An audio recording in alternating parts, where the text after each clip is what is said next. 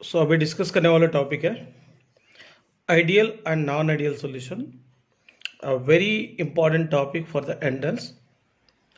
इसमें specially characteristics और example और रिप्रेजेंटेशन ऑफ ग्राफ सबके ऊपर ध्यान रहना चाहिए। तो फर्स्ट ऑफ ऑल मैं आप लोग एक्सप्लेन करना चाहता हूँ ideal solutions. So what is ideal solution? Solutions which obey Raoult's law at all concentration and at all temperature are known as ideal solution.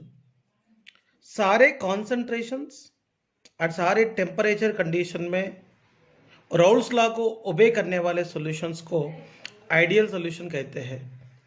और किसी भी सॉल्यूशन अगर आइडियल सॉल्यूशन बनना रहा तो अगर सॉल्यूशन आइडियल सॉल्यूशन बनना रहा तो ये कंडीशन को फॉलो करना है compulsory. It must obey Raoult's law, Raoult's law को फॉलो करना चाहिए। Second one, delta H change in enthalpy, delta H mixing should be zero. मतलब चेंज इन एंथैल्पी जीरो होना चाहिए सॉल्यूशन का। Change in volume, delta V मतलब change in volume, delta V mixing should be zero, delta V mixture of solution zero होना चाहिए। Delta S change in entropy, entropy का meaning randomness और disorderness of A system के बारे में बताने वाले थर्मोडायनामिक पैरामीटर है। अगर टू कंपोनेंट को मिक्स करके सॉल्यूशन जब बना रहे हैं दैट कंडीशन में randomness of A system change हो सकता है। तो randomness of A system change हो रहा बोले तो सॉल्यूशन बनने के बाद डेल्टा एस मिक्सिंग वैल्यू कभी जीरो हो ही नहीं सकता। ये कंडीशन को फॉलो करना चाहिए। नेक्स्ट वन, अगर सॉल्यूशन आइडियल सॉल्यूशन बनना रहा तो आइडियल सॉल्यूशन बनना रहा तो एक्चुअली क्या क्या होना चाहिए देखिए। पहले आइडियल सॉल्यूशन को बनाने वाले टू कंपोनेंट्स की, अगर मान लो टू कंपोनेंट ए और बी है और ए और बी है, ए और बी का ऑलमोस्ट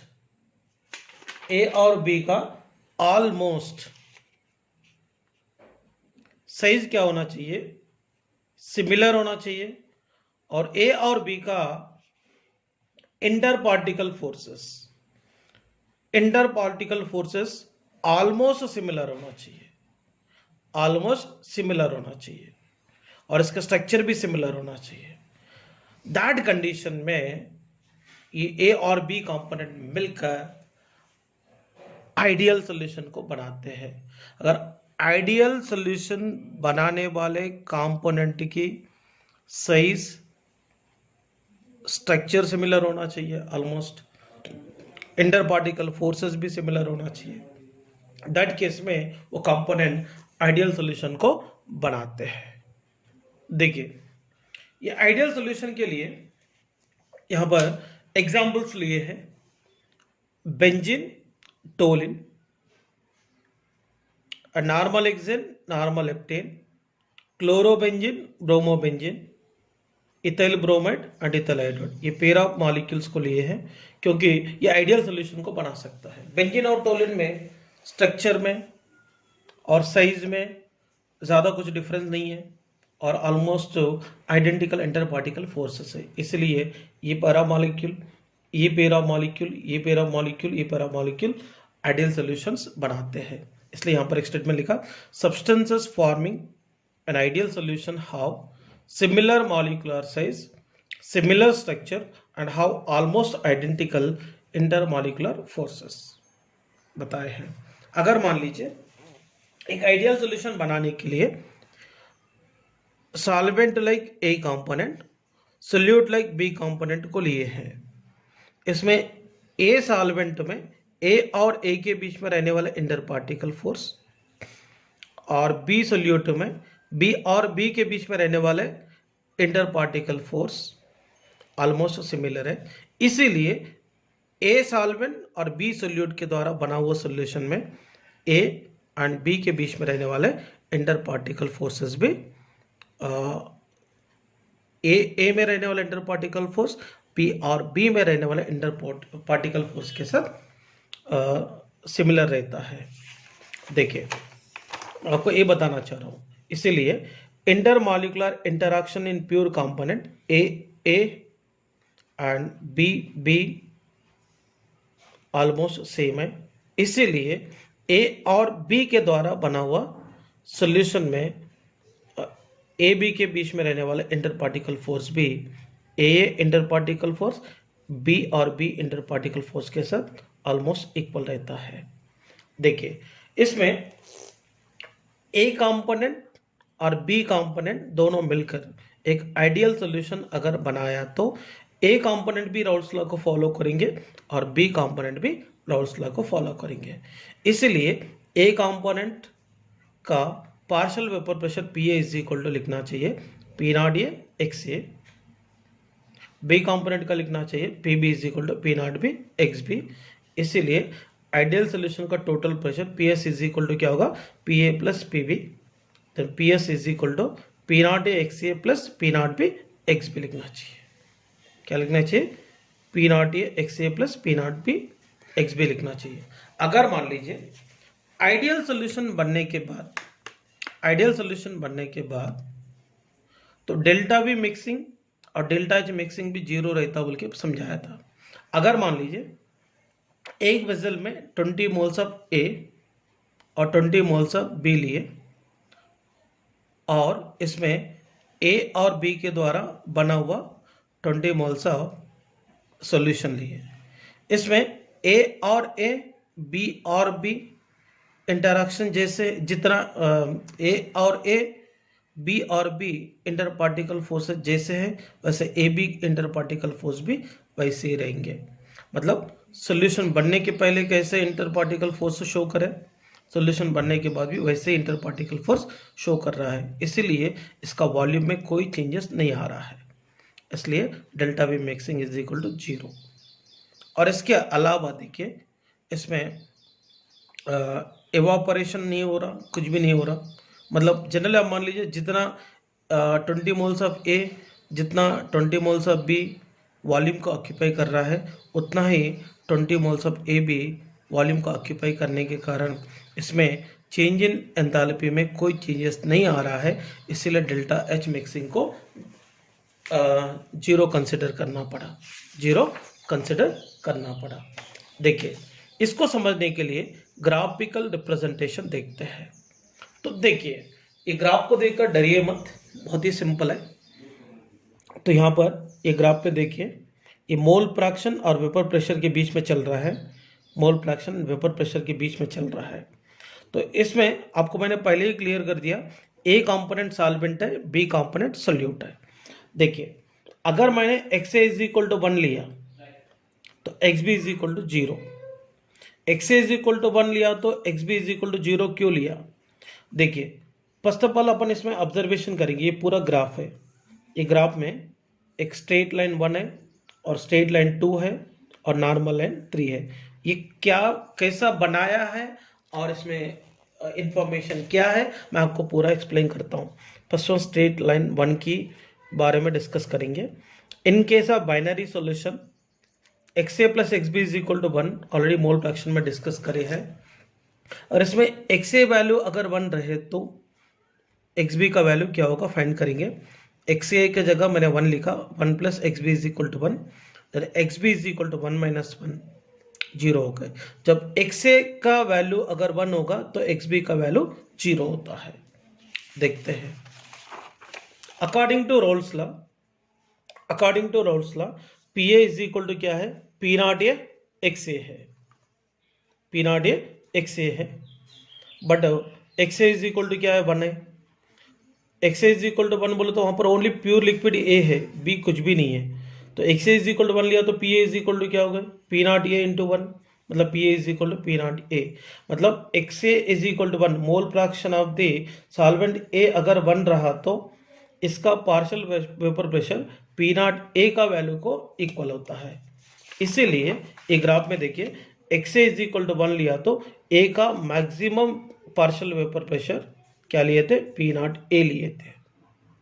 और नेक्स्ट वन इस तरफ देखिए X B is equal to 1 है, X A is equal to 0 है। ये स्ट्रेट लाइन 2 में देखते हैं, बट यहाँ X A plus X B is equal to 1 है बाइनरी सोल्यूशन के लिए, बट यहाँ पे X B is equal to 1 लिए तो एक्स बी की जगह 1 पुट करेंगे, x A plus 1 is equal to 1 हो गए तो 1 को इधर लाएंगे, x A is equal to 1 minus 1, मतलब x A is equal to क्या हो गया, 0 हो गए। मतलब x B is equal to जब 1 लेते हो एस बी का वैल्यू 0 होंगे। इसमें देखो according to Raoult's law P B is equal to क्या रहता, P naught B x B, but if x B is equal to 1 है, मतलब x B is equal to 1 बोले तो वहाँ पे ओनली प्योर लिक्विड बी है, ये कुछ भी नहीं है, इसलिए P B is equal to क्या हो गया, पी नॉट बी इंटू 1, तो P B is equal to P naught B है। अगर x B is equal to 1 जब लेंगे partial vapour pressure of B component हमेशा प्योर लिक्विड बी के साथ इक्वल होगा। इसीलिए ग्राफ में आप ऑब्जर्वेशन करो, ग्राफ में ऑब्जर्वेशन करो, x B is equal to 1 लिया तो पी नॉट बी लिए थे मैक्सिमम वैल्यू। देखिए आप इसमें ग्राफ में ऑब्जर्वेशन करो, एक्स ए वैल्यू जब 1 है इसका maximum vapour pressure of the A component इतना है।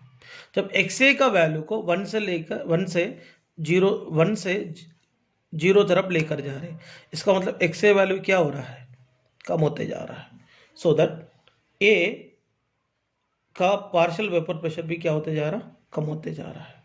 जब एक्स ए का वैल्यू 0 हो गया या इसका भी वैल्यू ऑलमोस्ट 0 हो गया, इसका मतलब ए कंपोनेंट का मोल फ्रैक्शन जैसे जैसे डिक्रीज करते जा रहे हैं और ए कंपोनेंट का पार्शियल वेपर प्रेशर भी डिक्रीज होते आ रहा है।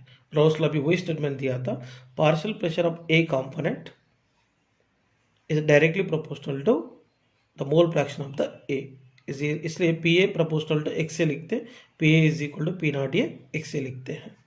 और यहाँ पे देखो एक्स बी का वैल्यू जब 1 था इसका मैक्सिमम वेपर प्रेशर इतना था, जैसे एक्स बी का वैल्यू 1 से लेकर 0 तरफ लेकर जा रहे हैं वैसे पी बी का वैल्यू भी क्या हो रहा, डिक्रीज होते जा रहा है। मतलब P B also directly proportional to x B, then P B is equal to क्या होगा, P naught B x B होगा। मतलब ये दोनों भी रोल्स लॉ को प्रॉपरली फॉलो कर रहा है। यहाँ पे पी ए और ये जो नॉर्मल लाइन दिख रहा है थर्ड लाइन, तो यहाँ पे total pressure of the solution क्या होगा, P A plus P B होगा, P A plus P B. This is the graphical representation ideal solution का। नेक्स्ट टॉपिक है नॉन आइडियल सोल्यूशन। देखिए the solution which do not obey Raoult's law are called non ideal solutions. अगर मान लीजिए non ideal solution को बनाने वाले component ए है और बी है, ए यहाँ पर सॉल्वेंट होता है, बी सोल्यूट होता है। ए कंपोनेंट और बी कंपोनेंट के साइज स्ट्रक्चर नॉन आइडेंटिकल होकर इसके बीच में रहने वाले इंटर पार्टिकल फोर्सेस, लाइक इसके बीच में मतलब ए और ए के बीच में रहने वाले इंटर पार्टिकल फोर्स, बी और बी के बीच में रहने वाले इंटर पार्टिकल फोर्सेस डिफरेंट रहा तो ये नॉन आइडियल सॉल्यूशन बनने के काबिल बनता है। तो इसका मतलब ए कंपोनेंट भी राउल्स लॉ को फॉलो नहीं करेंगे, बी कंपोनेंट भी, सॉरी ए कंपोनेंट और बी कंपोनेंट के द्वारा बना हुआ जो सॉल्यूशन होता है ए प्लस बी, मतलब ए कंपोनेंट और बी कंपोनेंट के द्वारा बना हुआ सॉल्यूशन है।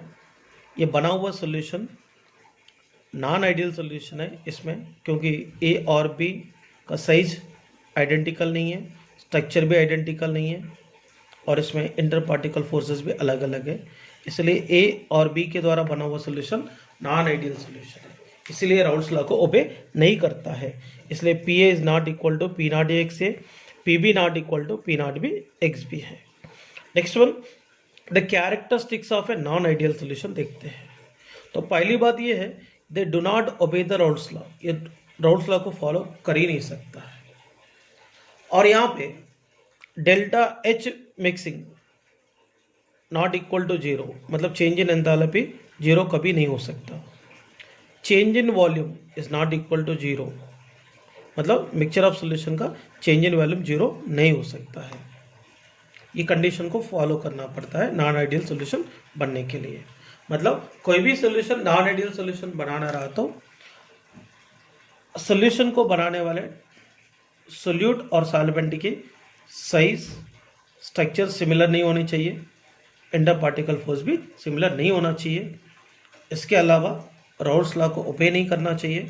सॉल्यूशन बनने के बाद डेल्टा एच मिक्सिंग जीरो को इक्वल नहीं होना चाहिए। Change in volume delta V mixing zero के इक्वल नहीं होना चाहिए। और ये non ideal solution two types की डिविएशन शो करेंगे। First one non ideal solution showing positive deviation from Raoult's law. Second one non ideal solution showing negative deviation from Raoult's law. इसमें पहला वाला डिस्कस करेंगे non ideal solution showing positive deviation from Raoult's law. देखिए, in this type of deviation, the partial vapor pressure of each component of the solution is greater than the vapor pressure as expected according to Raoult's law। अगर मान लीजिए यहाँ पर A component solvent है और B component solute है, तो A component और B component की साइज स्ट्रक्चर सिमिलर नहीं है और ए के बीच में रहने वाला अट्रैक्शन बी और बी के बीच में रहने वाला अट्रैक्शन भी यहाँ पर डिफरेंट है। इसीलिए ए बी और मिलकर एक नॉन आइडियल सॉल्यूशन को बनाता है। Non ideal solution positive deviation कब शो कर सकता है? देखिए, मैं आपको समझा देता हूं। अगर ए और बी मिलकर पॉजिटिव डिविएशन शो करना रहा तो देखिए, यहां पर ए और ए के बीच में रहने वाले इंटर पार्टिकल फोर्सेस बी और बी के बीच में रहने वाले इंटर पार्टिकल फोर्सेस से सॉल्यूशन बनने के बाद ए और बी के बीच में रहने वाले इंटर पार्टिकल फोर्स वीक होना चाहिए। दैट केस में ये पॉजिटिव डिविएशन शो करता है। देखिए, यहाँ पे स्टेटमेंट लिखे हैं, this type of deviation is shown by the solution in which solvent मतलब ए और ए एंड सोल्यूट बी और B interactions are stronger than solvent solute, that is A B interactions. in this solution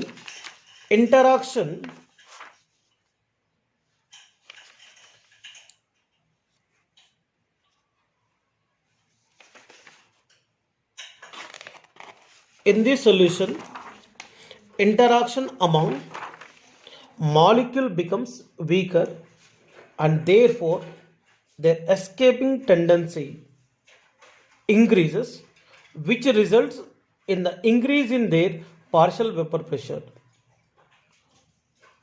Therefore, in this solution, the total vapor pressure of the solution is also greater than the vapor pressure as expected according to Raoult's law. ये statement दिए हैं। Statement को मैंने clarity के साथ explain करता हूं। देखिए, अब डरिए मत। देखिए, यहां पर सॉल्वेंट कौन है? ए। सोल्यूट कौन है? बी। सॉल्यूशन कौन है? A B. तो सॉल्वेंट में ए और ए इंटरैक्शन है, सोल्यूट में बी और बी इंटरैक्शन है और सॉल्यूशन में ए बी इंटरैक्शन है। बट ए बी इंटरैक्शन से भी स्ट्रॉन्गर कौन है? ए इंटरैक्शन और बी इंटरैक्शन। मतलब ए में रहने वाला इंटर पार्टिकल फोर्स, बी और बी में रहने वाला इंटर पार्टिकल फोर्स सॉल्यूशन बनने के बाद ए बी के बीच में रहने वाले इंटर पार्टिकल फोर्स से भी क्या होगा? स्ट्रॉन्गर है। इसीलिए ये सॉल्यूशन बनने के बाद इंटर पार्टिकल फोर्स वीक हो गए, इसीलिए ए का एस्केपिंग टेंडेंसी बढ़ेंगे, बी का भी एस्केपिंग टेंडेंसी बढ़ेंगे। ये दोनों का एस्केपिंग टेंडेंसी बढ़ता है, इसीलिए ए का पार्शियल वेपर प्रेशर एक्सपेक्टेड से ज़्यादा बढ़ेगा, बी का भी पार्शियल वेपर प्रेशर एक्सपेक्टेड से ज़्यादा बढ़ेगा। इसीलिए यहाँ पर P A greater than P naught x A लिखते हैं, P B greater than P naught B x B लिखते हैं। इसीलिए sum of P A plus P B is greater than sum of P naught x A plus P naught B x B है। अच्छा, और एक चीज discuss करना है, यहाँ पे solvent like A solute like B को मिक्स करने के बाद ए बी सोल्यूशन मिला है। तो ए बी सोल्यूशन मिलने के बाद ए बी का एवापोरेशन क्या हो रहा है, एक्सपेक्टेड से ज़्यादा बढ़ रहा है, मतलब रेट ऑफ एवापोरेशन बढ़ रहा है। रेट ऑफ एवापोरेशन कब बढ़ेंगे, लिक्विड को कुछ हीट एनर्जी मिलने के बाद वो हीट एनर्जी को लेकर लिक्विड एवापोरेट हो रहा, तो हीट एनर्जी को लेकर एवापोरेट होने वाले प्रोसेस कौन है, एंडोथर्मिक प्रोसेस है। एंडोथर्मिक प्रोसेस में डेल्टा एच की वैल्यू पॉजिटिव रहता है, तो ये पॉजिटिव रहना बोले तो इसकी वैल्यू क्या होना चाहिए, 0 से ज़्यादा होना चाहिए। Delta H mixing is greater then 0। और यहाँ पे लिक्विड वेपर में कन्वर्ट हो रहा बोले तो वॉल्यूम भी बढ़ रहा है, इसीलिए सोल्यूशन बनने के बाद इसका वॉल्यूम बढ़ रहा है, delta V mixing also greater than 0 है। और इसको बनाने वाले एग्जाम्पल से देखिए, इथाइल अल्कोहल एंड साइक्लोहेक्सेन बना सकता, एसीटोन एंड CS2 ये दोनों कंपोनेंट बना सकता, ये दोनों कंपोनेंट, ये दोनों कंपोनेंट, ये दोनों कंपोनेंट, ये दोनों कंपोनेंट बना सकता है। इसमें एग्जाम्पल के ऊपर भी सीरियसली कॉन्सेंट्रेट करना है। इसके लिए मैं बेटर एग्जांपल के साथ एक्सप्लेन करता हूं। इथाइल अल्कोहल साइक्लोहेक्सेन, देखिए इसमें इथाइल अल्कोहल क्या है, सॉल्वेंट है, साइक्लोहेक्सेन कौन है, सोल्यूट है। एक वेसल में इथाइल अल्कोहल है, इसको अपन सोल्यूट मानते हैं, एक वेसल में साइक्लोहेक्सेन है, इसको मिलकर एक सॉल्यूशन बनाएंगे। क्या बनाएंगे, सॉल्यूशन। इस सॉल्यूशन बनने के बाद क्या चेंजेस आता है देखेंगे। इथाइल अल्कोहल में, इथाइल अल्कोहल का formula C2H5OH, C2H5OH ethyl alcohol है। इथाइल अल्कोहल में देखिए covalent bonded hydrogen atom and electronegative oxygen के बीच में अट्रैक्शन फोर्स डेवलप हो रहा है, टू मॉलिक्यूल के बीच में। टू मॉलिक्यूल के बीच में देखिए कोवालेंट बॉन्ड के साथ रहने वाला हाइड्रोजन ये मॉलिक्यूल में और electronegative oxygen from this molecule के बीच में क्या हो रहा, अट्रैक्शन फोर्स डेवलप हो रहा है। ये अट्रैक्शन फोर्स को क्या बोलते हैं, इंटर मॉलिक्यूलर हाइड्रोजन बॉन्ड बोलते हैं। इसमें इंटर मॉलिक्यूलर हाइड्रोजन बॉन्ड है। ये इंटर मॉलिक्यूलर हाइड्रोजन बॉन्ड के साथ रहने वाले इथाइल अल्कोहल को क्या ऐड करेंगे, साइक्लोहेक्सेन ऐड करेंगे। साइक्लोहेक्सेन ऐड करेंगे। साइक्लोहेक्सेन ऐड करने के बाद साइक्लोहेक्सेन क्या करता है, इथाइल अल्कोहल के बीच में स्ट्रॉन्गर हाइड्रोजन बॉन्डिंग है। स्ट्रॉन्गर हाइड्रोजन बॉन्डिंग रहने के कारण जनरली इसका एवापोरेशन टेंडेंसी कम रहता है। लेस एवापोरेशन टेंडेंसी रहने वाले इथाइल अल्कोहल में साइक्लोहेक्सेन को ऐड किए थे। साइक्लोहेक्सेन क्या करता, ये इथाइल अल्कोहल मॉलिक्यूल के बीच में रहने वाले हाइड्रोजन बॉन्ड को ब्रेक करता है और ये हाइड्रोजन बॉन्ड को कमजोर करता है। ये कमजोर करने के कारण rate of evaporation of ethyl alcohol भी बढ़ जाता और rate of evaporation of cyclohexane भी बढ़ता है। ये दोनों का रेट ऑफ एवापोरेशन सॉल्यूशन बनने के बाद एक्सपेक्टेड से ज़्यादा बढ़ रहा है। तो एक्सपेक्टेड से ज़्यादा बढ़ रहा बोले तो इसका भी वेपर प्रेशर बढ़ रहा है, इसका भी वेपर प्रेशर बढ़ रहा है। ओके, वेपर प्रेशर बढ़ रहा बोले तो ये कौन से डिविएशन को शो कर रहा, पॉजिटिव डिविएशन को शो कर रहा, मतलब प्योर कंपोनेंट स्टेट में इसका वेपर प्रेशर कम था, सॉल्यूशन बनने के बाद इसकी वेपर प्रेशर एक्सपेक्टेड से ज़्यादा इंक्रीज हो गए, इसीलिए this kind of non ideal solution कौन सी डिविएशन को शो कर रहा है, पॉजिटिव डिविएशन को शो कर रहा है। इसमें रेट ऑफ द एवापोरेशन बढ़ने से वॉल्यूम बढ़ेंगे, इसलिए delta V mixing not equal to 0, और एवापोरेशन बढ़ रहा बोले तो ये एंडोथर्मिक प्रोसेस है, एंडोथर्मिक प्रोसेस में change in enthalpy of mixture of solution भी नॉट इक्वल टू 0 होता है। इसका मतलब यहाँ पर डेल्टा वी बढ़ रहा है इसलिए ग्रेटर देन 0, डेल्टा एच भी बढ़ रहा है इसीलिए डेल्टा एच ग्रेटर देन 0 लिखना पड़ता है। So this is the information regarding non ideal solution showing positive deviation from the Raoult's law. और इसमें non ideal solution showing positive deviation को समझने के लिए एक ग्राफ दिया है। देखिए x A is equal to 1 और x B is equal to 0 है। एक्स ए का एक्सपेक्टेड वेपर प्रेशर इतना है, ए का sorry x A is equal to 1 हो तो ए का एक्सपेक्टेड वेपर प्रेशर इतना है। X B is equal to 1, यहाँ पे x A is equal to 0 है।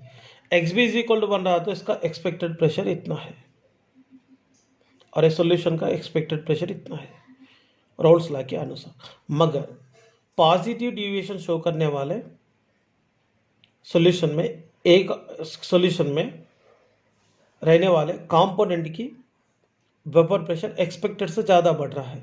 इसमें अगर सॉल्वेंट को अपन माने थे ए, सॉल्यूट को माने थे बी, इसलिए ए का भी वेपर प्रेशर एक्सपेक्टेड से ज़्यादा इंक्रीज हो गए, बी का भी वेपर प्रेशर एक्सपेक्टेड से ज़्यादा इंक्रीज हो गए, इसलिए सॉल्यूशन का भी क्या हो गया, एक्सपेक्टेड से ज़्यादा वेपर प्रेशर इंक्रीज हो गए। इसको अपन ये ग्राफ के द्वारा रिप्रेजेंट कर सकते हैं, ज़्यादा कुछ टेंशन लेने की गरज नहीं है। Next one, non ideal solution showing negative deviation from Raoult's law. यहां पर एक बात याद रखना, एक बात याद रखना, एक बात याद रखना, इसमें ए कंपोनेंट सॉल्वेंट है, बी कंपोनेंट क्या है, सॉल्यूट है। इसमें ए कंपोनेंट का और बी कंपोनेंट का size and structure non identical है और इसमें रहने वाले इंटर पार्टिकल फोर्सेस भी डिफरेंट है। देखिए इसमें सॉल्वेंट सॉल्वेंट मतलब ए और ए इंटरैक्शन, सॉल्यूट सॉल्यूट बी और बी इंटरैक्शन से भी सॉल्यूशन बनने के बाद, सॉल्यूशन बनने के बाद रहने वाले solvent solute, solvent solute interaction stronger रहा तो such type of solution negative deviation show करता है, नेगेटिव डिविएशन को शो करेंगे। देखिए इसमें सॉल्वेंट सॉल्वेंट मतलब ए और ए, सॉल्यूट सॉल्यूट बोले तो बी बी, तो ये solvent solvent interaction solute solute interaction से सॉल्वेंट सॉल्यूट इंटरैक्शन स्ट्रॉन्गर है, मतलब ए ए इंटरैक्शन बी बी इंटरैक्शन से भी सॉल्यूशन बनने के बाद ए और बी के बीच में रहने वाला इंटरैक्शन वेरी स्ट्रॉन्गर है, इसीलिए सॉल्यूशन बनने के बाद कंपोनेंट के बीच में stronger inter particle forces develop हो गए, इसलिए ए का एवापोरेशन टेंडेंसी कम हो गई, बी का भी एवापोरेशन टेंडेंसी कम हो गई सॉल्यूशन बनने के बाद, इसलिए इसका भी वेपर प्रेशर कम होगा, ए का, बी का भी वेपर प्रेशर कम होगा, इसलिए partial vapour pressure of A component P naught product of P naught x से भी कम हो गए, partial vapour pressure of the B component P B product of P naught B x B से भी कम हो गए, मतलब ए और बी का पार्शियल वेपर प्रेशर और राउल्स लॉ से जितना एक्सपेक्ट कर रहे हैं उससे भी कम डेवलप हो चुका है बिकॉज ऑफ अट्रैक्शन फोर्स बढ़ने के कारण, इसीलिए यहाँ पर P A plus P B sum of P A plus P B value is less than sum of P naught x A plus P naught B x B है। और यहाँ पे देखिए delta V mixing less than 0 हो गए, मतलब यहाँ पे सॉल्यूशन बनने के बाद ए और बी के बीच में अट्रैक्शन फोर्स स्ट्रांग हो गए, मतलब particle close to each other आएंगे, क्लोज टू ईच अदर आए तो वॉल्यूम क्या होता, कम होता है। वॉल्यूम कम हो रहा बोले तो डिक्रीज हो रहा, डिक्रीज हो रहा बोले तो less than zero. Less than zero इसलिए दिखाना पड़ता है, डिक्रीज को अपन नेगेटिव सेंस से दिखाते हैं, इसलिए लेस देन जीरो से दिखा रहे हैं। और यहाँ पे डेल्टा एच मिक्सिंग भी क्या होता, लेस देन जीरो होता है, क्योंकि यहाँ पे वॉल्यूम भी डिक्रीज हो रहा और एंथैल्पी भी क्यों डिक्रीज हो रहा। देखिए यहाँ पर मॉलिक्यूल का एवापोरेशन टेंडेंसी कम हो रहा, एवापोरेशन टेंडेंसी कम हो रहा बोले तो एवापोरेशन टेंडेंसी कम हो रहा, एवापोरेशन टेंडेंसी कम हो रहा बोलते तो अपने पास रहने वाले एनर्जी को रिलीज कर रहा है बाहर, इसका मतलब डेल्टा एच मिक्सिंग क्या हो रहा, डिक्रीज हो रहा। डिक्रीज हो रहा बोले तो नेगेटिव साइन दिखाते हैं, नेगेटिव साइन दिखा रहा बोले तो इसका वैल्यू क्या होगा, जीरो से कम होगा, तो delta H mixing less than zero. आपके दिमाग में ये डाल दिए। और नेगेटिव डिविएशन बोले तो delta V mixing of the solution less than zero रहता, change in enthalpy delta H mixing less than zero रहता है। और इसके लिए एग्जाम्पल्स है acetone and chloroform, chloroform and diethyl ether, chloroform and nitric acid, acetone and aniline, water and nitric acid, ऐसा examples है। तो इसको मैं एग्जाम्पल के जरिए एक्सप्लेन करता हूँ। एक वेसल में सॉल्वेंट है एसीटोन, दूसरा वेसल में क्लोरोफॉर्म है, सोल्यूट है। तो यहाँ पर सॉल्वेंट और सोल्यूट को मिलाएंगे, मिलाने के बाद एक सॉल्यूशन मिलता है। और सॉल्यूशन में कौन कौन रहता, एसीटोन एंड क्लोरोफॉर्म। तो एसीटोन में कार्बोनिल ग्रुप में ऑक्सीजन है और क्लोरोफॉर्म में कार्बन के साथ हाइड्रोजन कोवालेंट बॉन्ड के साथ जुड़े हैं। ये सॉल्यूशन बनने के बाद क्या होगा, एसीटोन में रहने वाले ऑक्सीजन और क्लोरोफॉर्म में रहने वाले कोवालेंट बॉन्डेड हाइड्रोजन के बीच में इंटरमॉलिक्यूलर हाइड्रोजन बॉन्ड बनता है। इसीलिए यहाँ पर स्ट्रॉन्गर इंटर पार्टिकल फोर्स यहाँ पे डेवलप हो गए। इसीलिए evaporation tendency of acetone and evaporation tendency of chloroform दोनों भी कम हो रहा। इसीलिए सोल्यूशन बनने के बाद कंपोनेंट का वेपर प्रेशर भी एक्सपेक्टेड से कम हो गए। इसीलिए दिस काइंड ऑफ डिविएशन को कहते हैं नेगेटिव डिविएशंस, नेगेटिव डिविएशंस कहते हैं। नेगेटिव डिविएशन को non ideal solution showing negative deviation को ग्राफ के द्वारा डिस्कस करेंगे। देखिए x A is equal to जब 1 रहेंगे तो x B is equal to 0, x A is equal to 1 रहा तो ए का मैक्सिमम वेपर प्रेशर ये है, पी नॉट ए को इक्वल होगा। X B is equal to 1 रहा तो बी का maximum vapour pressure P naught B को इक्वल होगा। ये सॉल्यूशन का वेपर प्रेशर है। तो इसमें ए और बी के द्वारा बना हुआ सॉल्यूशन नेगेटिव डिविएशन शो कर रहा है। इसका मतलब सॉल्यूशन बनने के बाद ए और बी के बीच में इंटर पार्टिकल फोर्स बढ़ता है, इसलिए ए का वेपर प्रेशर एक्सपेक्टेड से कम हो गए, इसलिए डाटा लाइंस को नीचे दिखा रहे। बी का भी वेपर प्रेशर एक्सपेक्टेड से कम हो गए, तो एक्सपेक्टेड इतना था बट इसका कम हो गए, तो सॉल्यूशन का भी कम हो गए। इसीलिए अब जो आइडियल सॉल्यूशन का जो ग्राफ बनते हैं ना, तो इसका ही ग्राफ बनाकर इसमें अपने को नेगेटिव डिविएशन को दिखाना पड़ता है ऐसा डाटा लाइन से। ये ग्राफ को इस तरीके से रिप्रेजेंट करना पड़ता है। देखिए आप लोग ये कंपलसरी आइडियल सॉल्यूशन और नॉन आइडियल सॉल्यूशन का टॉपिक विद एग्जांपल के साथ प्रॉपर तरीके से लर्न करना पड़ता है। Next topic is azeotropes. Azeotropes का डेफिनेशन क्या है, the binary liquid mixtures having same composition in liquid and in vapor phase and boil at a constant temperature is known as azeotropic mixtures or constant boiling mixtures। Generally देखिए ए और B ये दोनों component मिलकर अजियोट्रोप्स कैसे बना सकता है, मैं आपको एक जनरल ये एग्जांपल लेकर समझा देता हूं। अगर मान लीजिए ए कंपोनेंट है, बी एक अनदर कंपोनेंट है, ए का और बी का बॉइलिंग पॉइंट अलग अलग है, तो डिफरेंट बॉइलिंग पॉइंट रहने वाले ए और बी कंपोनेंट को मिक्स करने के बाद कांस्टेंट बॉइलिंग पॉइंट शो करने वाले सॉल्यूशन डेवलप हुआ तो सच सॉल्यूशन को अजियोट्रोप्स कहेंगे। ये अजियोट्रोप्स में कंपोनेंट की जो कंपोजिशन लिक्विड फेज में जो रहता है वही वेपर फेज में रहना चाहिए, रहा तो ही दैट बाइनरी लिक्विड मिक्सचर अजियोट्रोप्स बनता है। ये अजियोट्रोप्स जनरली टू टाइप्स में रहते हैं, minimum boiling azeotropes, second one maximum boiling azeotropes. पहले अपन डिस्कस करेंगे मिनिमम बॉइलिंग अजियोट्रोप्स के बारे में। देखिए, पॉजिटिव डिविएशन शो करने वाले सॉल्यूशन मिनिमम बॉइलिंग अजियोट्रोप्स को बनाते हैं। इसका मतलब हायर बॉइलिंग पॉइंट शो करने वाले टू लिक्विड्स को मिलाकर सॉल्यूशन बनने के बाद सॉल्यूशन में कंपोनेंट के बीच में वीकर इंटर पार्टिकल फोर्सेस रहने के कारण इसमें टू लिक्विड का वेपर प्रेशर बढ़ने के कारण total vapour pressure of the solution भी बढ़ता है। तो vapour pressure of the solution बढ़ने के कारण यहाँ पर boiling point of the azeotropes decrease होता है, इसीलिए सच टाइप ऑफ अजियोट्रोप्स को कहेंगे मिनिमम बॉइलिंग अजियोट्रोप्स।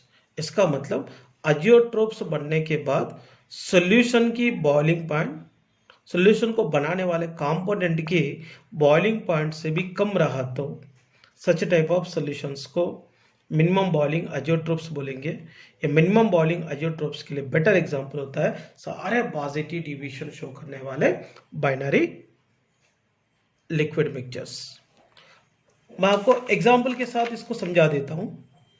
देखिए, ये अजियोट्रोप्स को बनाने वाले मिक्सचर 4.43% ऑफ H2O और 95.57% ऑफ इथेनॉल को मिक्स करके एक अजियोट्रोप्स को बनाएंगे। तो ये अजियोट्रोप बनने के बाद क्या हो रहा है, देखिए, इसमें वाटर की बॉइलिंग पॉइंट 373 केल्विन है, इथेनॉल का बॉइलिंग पॉइंट 351.3 केल्विन है। तो डिफरेंट बॉइलिंग पॉइंट रहने वाले 4.43% ऑफ H2O, 95.57% ऑफ इथेनॉल को मिक्स करने के बाद यहाँ पे एक अजियोट्रोप मिला है। ये अजियोट्रोप का बॉइलिंग पॉइंट 351 केल्विन है। इसका मतलब ये टू कंपोनेंट की बॉइलिंग पॉइंट से भी ये अजियोट्रोप की बॉइलिंग पॉइंट कम हो गए, इसलिए मिनिमम बॉइलिंग अजियोट्रोप हो गए। सेकंड वन, 33% क्लोरोफॉर्म को 67% इथेनॉल को मिक्स करके एक सॉल्यूशन को बनाते हैं। वो सॉल्यूशन अजियोट्रोप है। इसमें क्लोरोफॉर्म की बॉइलिंग पॉइंट 334 केल्विन है, इथेनॉल की बॉइलिंग पॉइंट 351.3 केल्विन है। तो डिफरेंट बॉइलिंग पॉइंट रहने वाले 33% क्लोरोफॉर्म को 67% इथेनॉल को मिलाकर अजियोट्रोप को बनाया है। इसकी बॉइलिंग पॉइंट हुआ था 332.3 केल्विन। ये जो बॉइलिंग पॉइंट है अजियोट्रोप के क्लोरोफॉर्म से भी कम है, इथेनॉल से भी कम है, इसलिए ये भी मिनिमम बॉइलिंग अजियोट्रोप्स बन गया। Next one, maximum boiling azeotropes. Maximum boiling azeotropes, देखिए, for the solution showing negative deviation the total pressure of solution becomes less than corresponding ideal solution of same composition. The boiling point of such solution increased. मतलब negative deviation को show करने वाले binary liquid mixture maximum boiling azeotrope होता है, क्योंकि इसमें अजियोट्रोप्स को बनाने वाले कंपोनेंट की बॉइलिंग पॉइंट अजियोट्रोप बना हुआ सॉल्यूशन के बॉइलिंग पॉइंट से कम रहता है, इसीलिए दिस काइंड ऑफ सॉल्यूशन को क्या बोलते हैं, मैक्सिमम बॉइलिंग अजियोट्रोप्स बोलेंगे। इसका मतलब अजियोट्रोप्स को बनाने वाले कंपोनेंट की बॉइलिंग पॉइंट से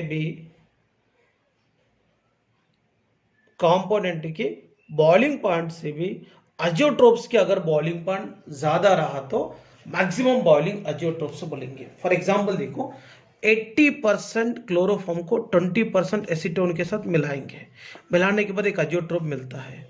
इसमें क्लोरोफॉर्म की बॉइलिंग पॉइंट 334 केल्विन है और एसीटोन का 329.25 केल्विन है।